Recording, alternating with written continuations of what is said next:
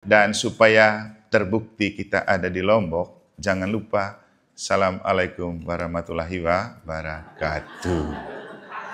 Apapun salamnya, yang penting itu keluar dari rasa cinta. Mataram di Gereja Katolik Santa Maria Immaculata. Paling penting kita itu bersaudara dalam Kristus. Kristus yang Dia. Dan Yesus bilang apa waktu Dia mengutus para muridnya? Pergilah, aku mengutus kamu seperti anak domba ke tengah serigala. Ya, kalau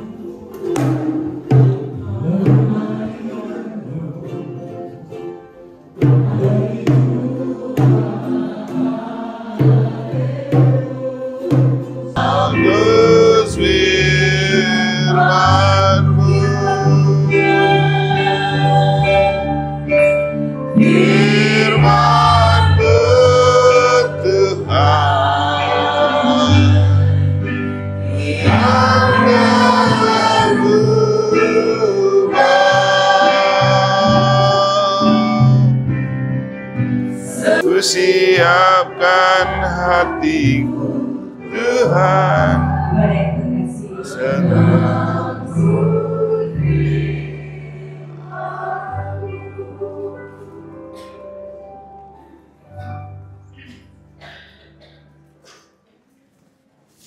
Oke.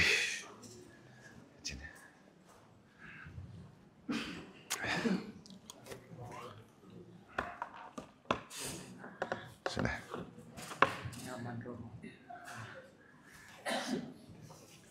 Salam. Selamat pagi.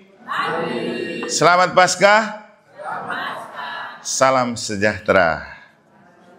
Dan supaya terbukti kita ada di Lombok, jangan lupa Assalamualaikum warahmatullahi wabarakatuh.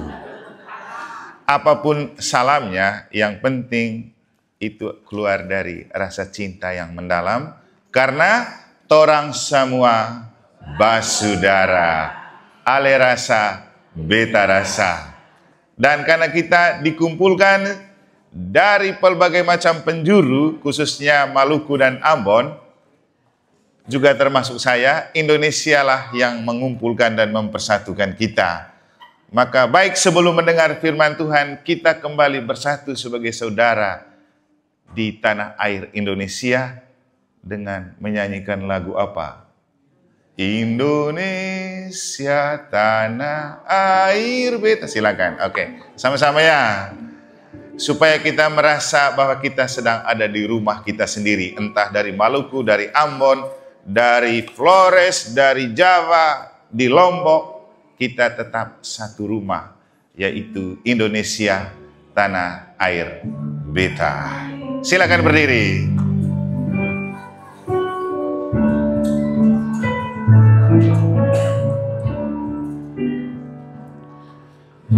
Indonesia tanah air beta, pusaka abadi nan jaya. Indonesia sejak dulu kala selalu dipuja-puja bangsa. Di sana tempat lahir Betam. Dibuai, dibesarkan Bunda, tempat berlindung di hari tua, tempat akhir menutup mata. Stop. Tempat akhir menutup mata, yaitu di mana? Di Pulau Lombok. Pokoknya selalu ada kata NKRI harga mati, dan kita hargai sampai mati. Dan menutup mata adalah mati. Entah mati dimanapun di Indonesia, satu hal yang pasti, matilah dalam Yesus Kristus. Karena siapa yang mati bersama Kristus akan bangkit dan hidup bersama Kristus. Karena kata Santo Paulus, kalau Kristus tidak bangkit, sia-sialah iman kita. Amin. Jadi tutup mata dimanapun di Indonesia ini, tetaplah setia pada Kristus, yang adalah jalan, kebenaran, dan hidup menuju Bapa. Dan hari ini, bacaan harian untuk kami di gereja tadi merayakan misa itu tentang Yesus bicara tentang aku adalah pintu menuju domba-domba. Silakan duduk, kita lanjutkan dengan mendengarkan firman Allah.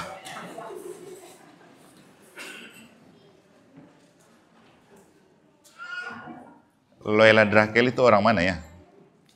Loela Drakel. Loela Drakel yang penyanyi lagu Aku Ini Bukan Pintu.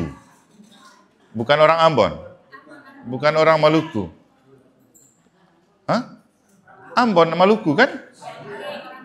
Orang K itu. Nah, dia pernah menyanyikan lagu Aku ini bukan pintu yang selalu kau buka, kau tutup. Aku ini manusia yang punya batas perasaan bagiku diriku. Itu. Dia kan bilang aku ini bukan pintu yang selalu kau buka, kau tutup. Tapi Yesus yang kita imani yang telah bangkit, itu mengatakan diri, akulah pintu. Maka pada hari ini saya memakai bacaan itu untuk menginspirasi dan menjadi pelita untuk kita merayakan, mensyukuri dan memaknai Paskah bersama Iqmal. Sekaligus kita menyatukan rasa syukur untuk ulang tahun kita yang pertama ya. Juga kita bersyukur untuk perjuangan Patimura yang telah menjaga harga diri kita dan harga diri bangsa. Juga yang paling utama kita mensyukuri anugerah kebangkitan Yesus yang kita imani. Kalau ada yang bawa kitab suci, bisa buka Injil Yohanes bab 10 ayat 1 sampai 10. Yohanes bab 10 ayat 1 sampai 10. Boleh kita baca bergantian? Atau saya saja yang baca ya? Bapak Ibu bisa mengikuti.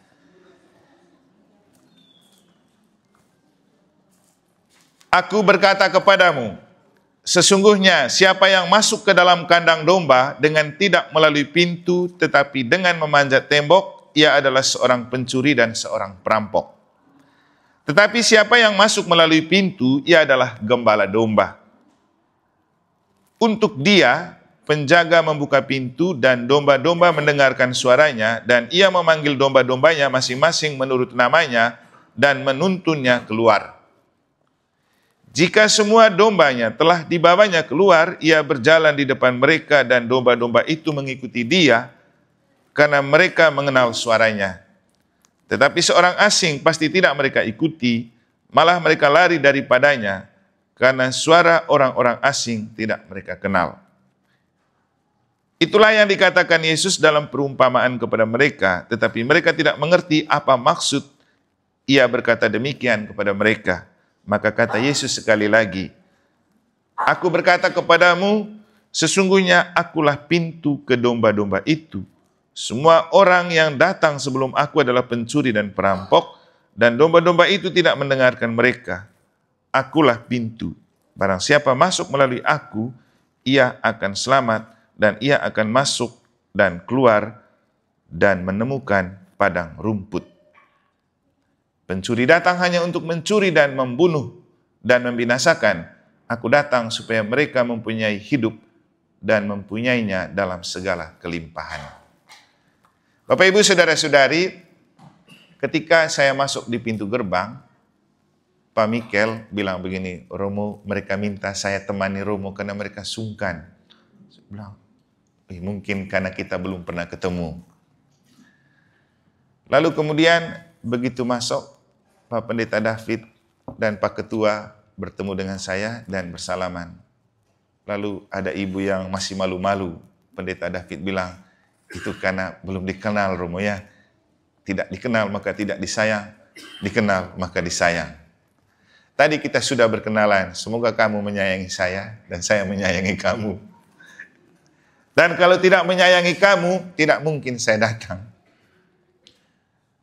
Dan saya datang sebagai utusan Tuhan, wakil Kristus, seorang gembala, seorang imam di Mataram, di Gereja Katolik Santa Maria Immaculata.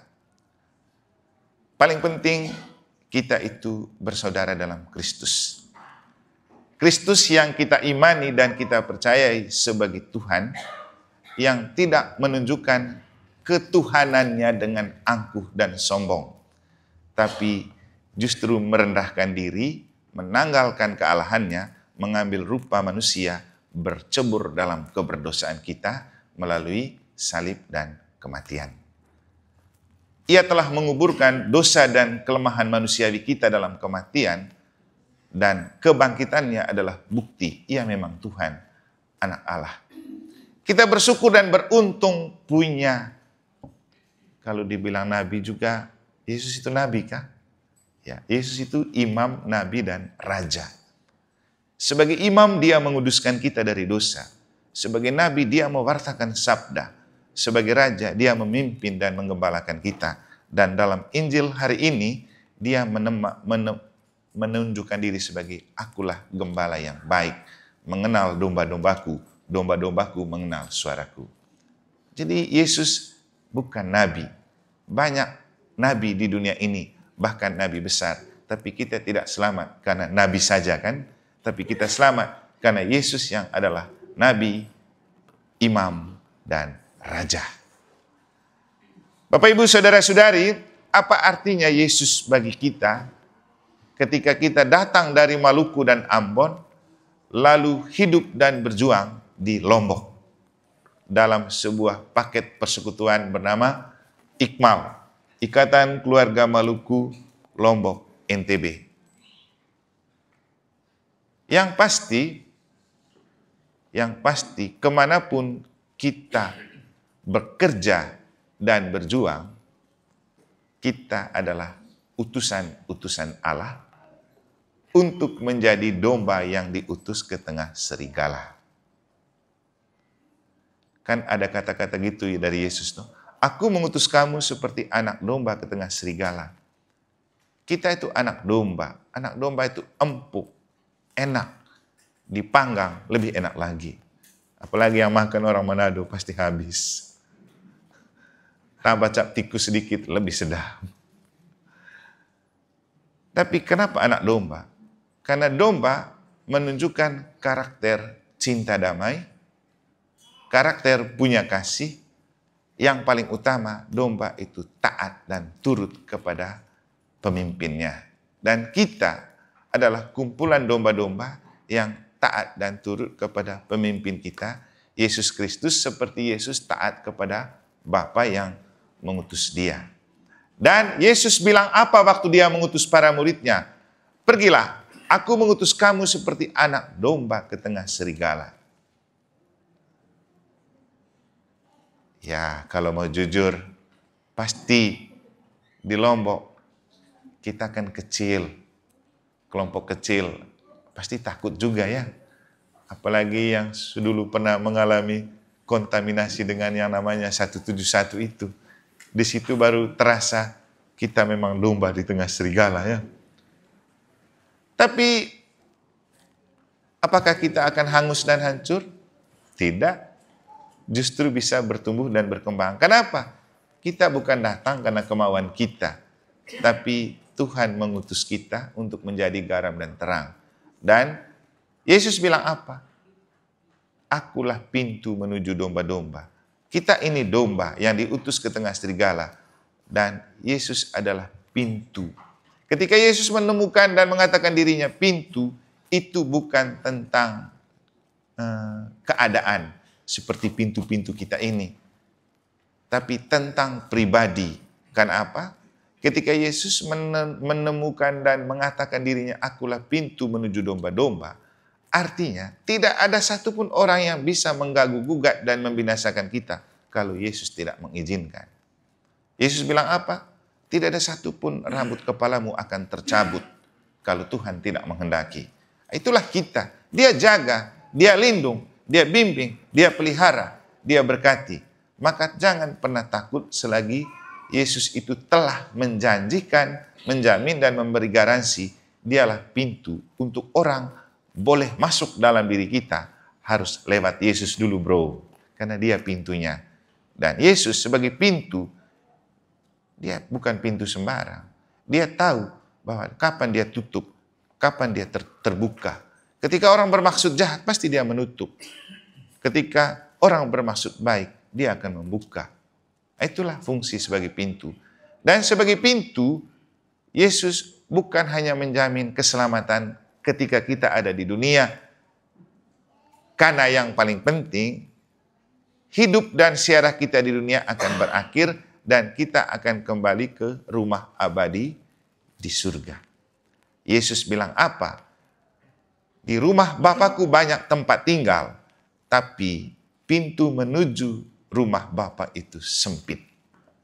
Nah, kalau kita membayangkan ini pintu sebagai sebuah situasi dan keadaan, maka kasihan yang badan besar kan, susah masuknya. Untung yang badan kecil, gampang masuknya. Kenapa? Pintunya sempit. Terus, apakah yang kecil otomatis masuk surga karena pintunya sempit? Belum tentu juga. Kalau dalam hidup dia tidak menunjukkan cinta kasih dan tidak hidup dengan iman, tidak otomatis dia masuk surga. Dan kalau dia kurus karena dia lebih banyak judi dan susah beli beras, apakah masuk surga? Tidak juga. Terus yang badan besar karena dia pendapatan bagus dan sejahtera, terus berbuat baik lalu tidak masuk surga? Tidak juga. Jadi surga pintu itu bukanlah sebuah kondisi, tapi pribadi Yesus Kristus yang adalah jalan. Maka kalau Yesus bilang, pintu menuju surga itu sempit, tapi dia akan lebar kalau kamu berjalan bersama aku, karena aku adalah jalan, kebenaran, dan hidup menuju Bapa. Maka kalau kita berjalan bersama Yesus, selalu digendong oleh Yesus, maka tidak usah takut. Mau badan sebesar apapun, kita akan tetap masuk surga, karena kita berjalan bersama Yesus, yang adalah jalan, kebenaran, dan hidup. Bapak, Ibu, Saudara-saudari, ketika Yesus mengatakan dirinya pintu, dia juga berharap untuk kita menjadi pintu karena kita murid-murid Yesus. Pertanyaannya, bagaimana kita menempatkan diri sebagai pintu? Ya, tentu yang paling penting, pribadi kita menjadi tempat orang keluar masuk. Menemukan apa? Menemukan Tuhan dalam hidup. Makanya kita itu utusan Tuhan, supaya melalui kita, orang menemukan Tuhan dalam hidup. Kita dari Maluku, Ambon, datang ke sini, beribadah, berdoa. Ketika orang melihat itu, mereka lihat kita punya Tuhan. Kita sedang berdoa bersama Tuhan. Bahwa ada orang yang merasa terusik dan terganggu dengan kita berdoa. Maka lawan dari Tuhan apa? Tuhan kalau dibalik, batu kalau dibalik, tuba. Tuhan kalau dibalik, hantu. Maka kalau orang merasa terusik karena kita berdoa kepada Tuhan, mereka adalah hantu alias iblis. Ngapain kita takut dengan iblis? Tinggal kita panggil Yesus dan bilang, nyalah engkau iblis. engkau juga harus menyembah Tuhan Allahmu. Jadi Bapak Ibu Saudara-saudari, kemudian kita dipanggil dan diutus sebagai murid-murid Yesus. Kita berharga di Lombok. Kita diutus oleh Tuhan ke sini. Untuk apa? Untuk menunjukkan kepada dunia bahwa kita punya Tuhan yang Maha Kasih, Tuhan yang Maha Murah, Tuhan yang kepadanya kita akan nanti kembali ketika syarah di dunia ini berakhir. Dan paling penting yang perlu kita maklumkan adalah kita mewartakan Tuhan yang Maha Cinta. Kemarin saya mengikuti Munas LP3KN, itu pertemuan para ketua LP3KD untuk Pesparani tingkat Indonesia, kan kalau teman-teman gereja kan Pesparawi. Dibuka oleh Menteri Agama Profesor Dr. Nasaruddin Umar di kantor Kemenang. Saya baru pulang kemarin sore. Lalu dia bicara tentang Kemenang memprogramkan kurikulum cinta dan teoekologi. Bagaimana rasa cinta itu ditaburkan dan ditanamkan dalam diri setiap pribadi dan menghidupkan cinta itu dalam hidup. Dan saya rasa ini sinkron dengan ajaran kita. Kenapa? Yesus Tuhan dan Guru kita telah mengajarkan hukum pertama dan utama adalah cinta kasih. Kasih terhadap Tuhan. Kasihilah Tuhan Allahmu dengan segenap hatimu, pikiranmu, tenagamu, dengan segala apa yang kamu miliki. Dan yang kedua, kasihilah sesamamu manusia seperti dirimu sendiri. Inilah yang perlu kita tebarkan. Inilah yang perlu kita hidupkan. Bahwa kita mungkin berkulit hitam, berambut keriting. Yang penting hati kita putih, hati kita lurus. Itu yang top. Wajah boleh sangar, tapi hati lembut. Ini selalu prinsip yang perlu dibangun oleh kita yang memang dari sononya dilahirkan hitam, dilahirkan keriting. Saya selalu bilang, saya ini kebetulan putih, tapi saya kan dari timur juga. Keriting juga kalau dilepas rambutnya. Tidak apa-apa orang bilang, kamu hitam, kamu keriting, no problem. Hidup yang terpenting bukan tentang hitam dan keriting, tapi hati putih dan hati punya cinta. Banyak orang berkulit putih, tapi hatinya hitam. Banyak orang berambut lurus, tapi hatinya keriting.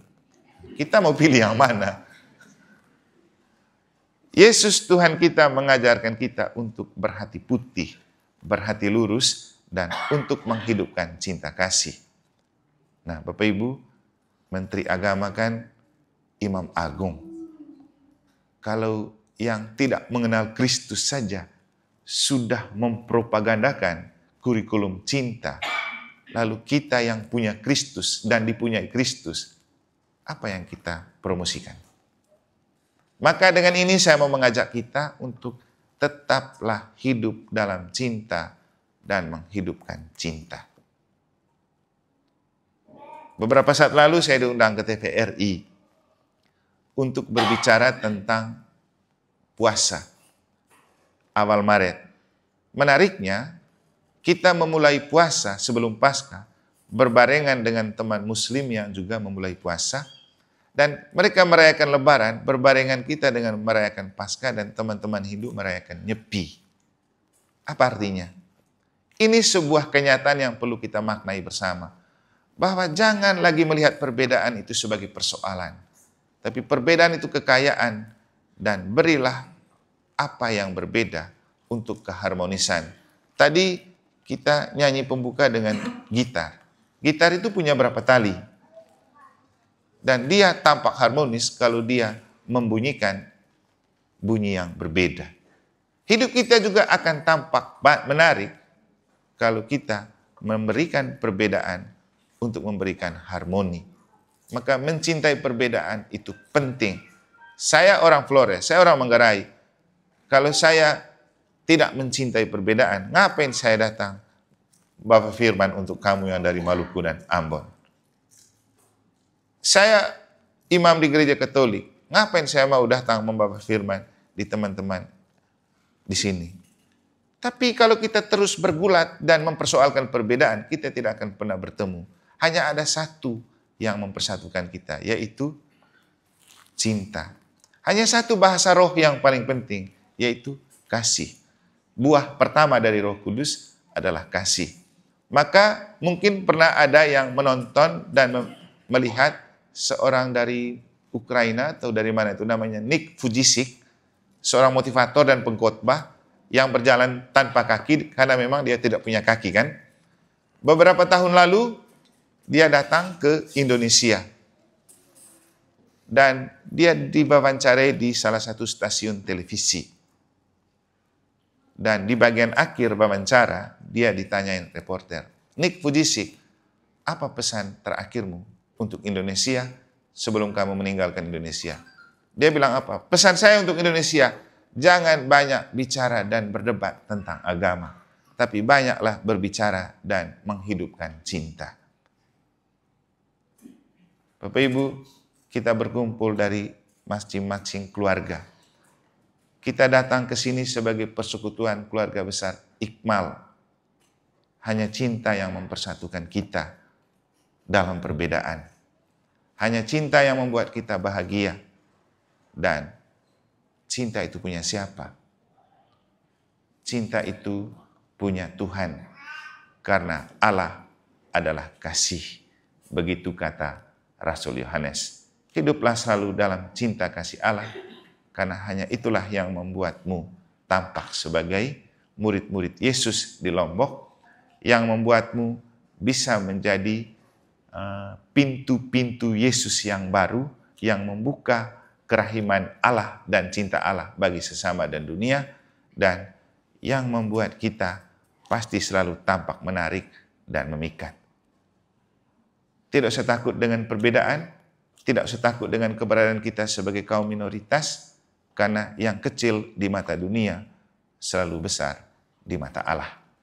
Yang paling penting di dunia kita merasa kecil untuk membiarkan kekuatan dan kemuliaan Allah bekerja di dalam kekecilan dan bahkan kelemahan manusiawi kita.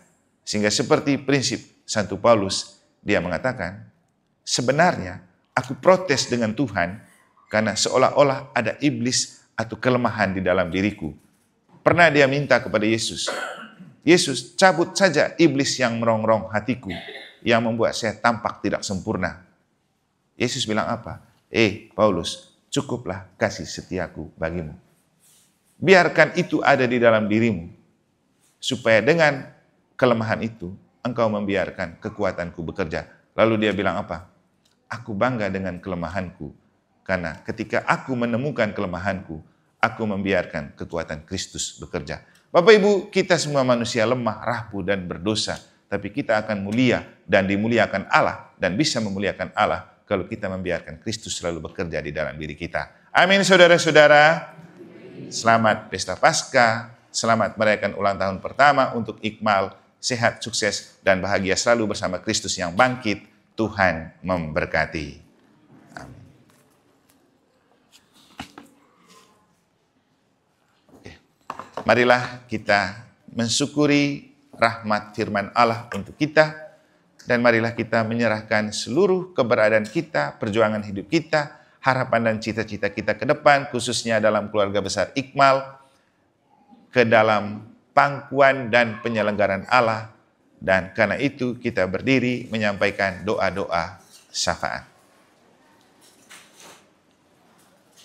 Marilah berdoa. Allah Bapa yang Maha Kasih, kami bersyukur untuk kasih sayang dan kemurahan yang Kau berikan kepada kami, juga melalui gereja-Mu. Maka kami berdoa untuk para pemimpin gereja, pendeta, pastor, biarawan, biarawati, dan juga para majelis, dan siapapun yang Engkau percayakan sebagai alat di tangan-Mu, untuk membina iman dalam gereja-Mu, dan untuk membangun gereja-Mu.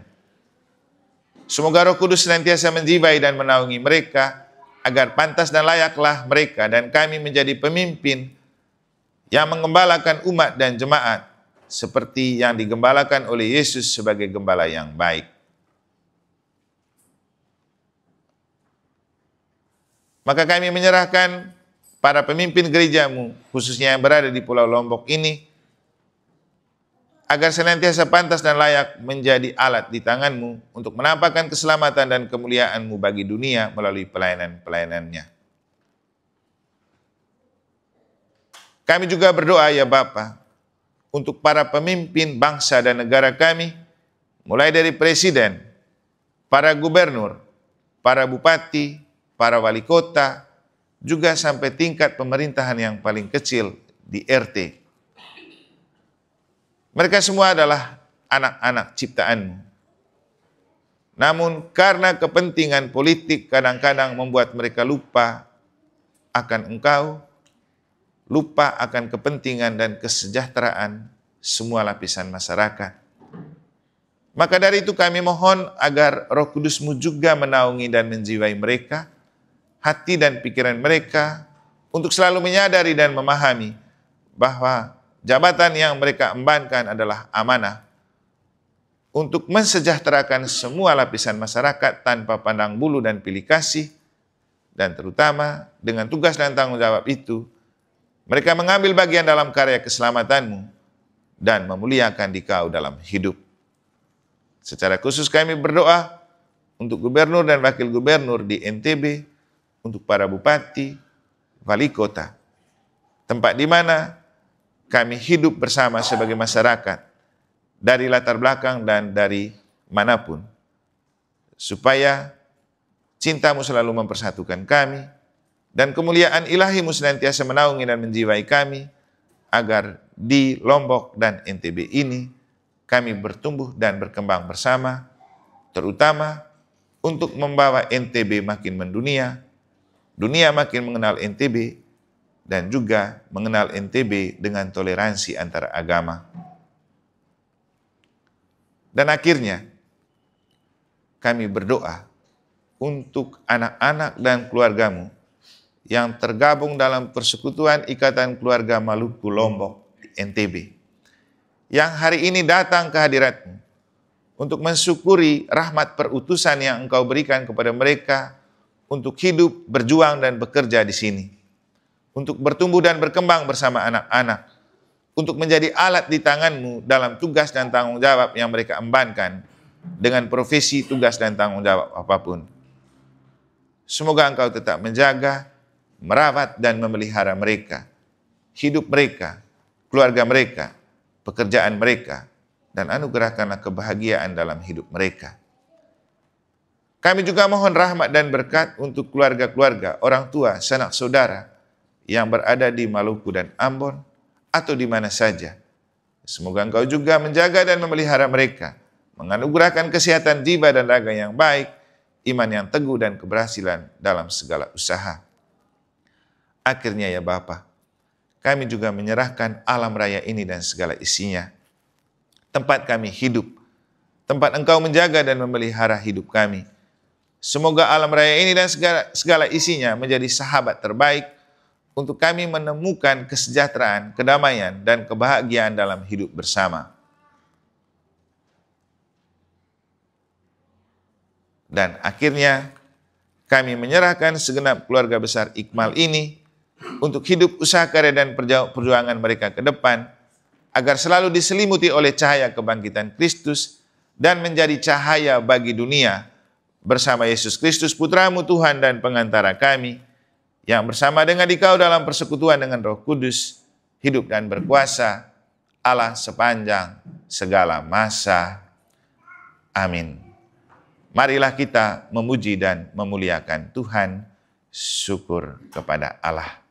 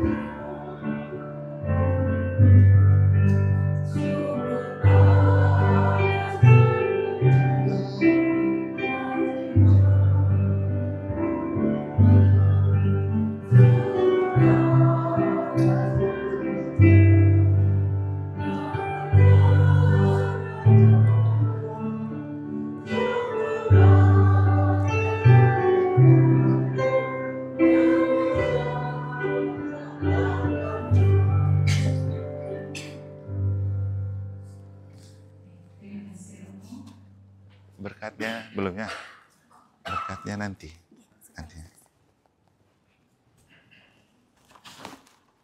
Baik, kami dipersilakan dulu. Terima kasih untuk pelayanan Romo. Sebelum kita masuk dalam persahabatan.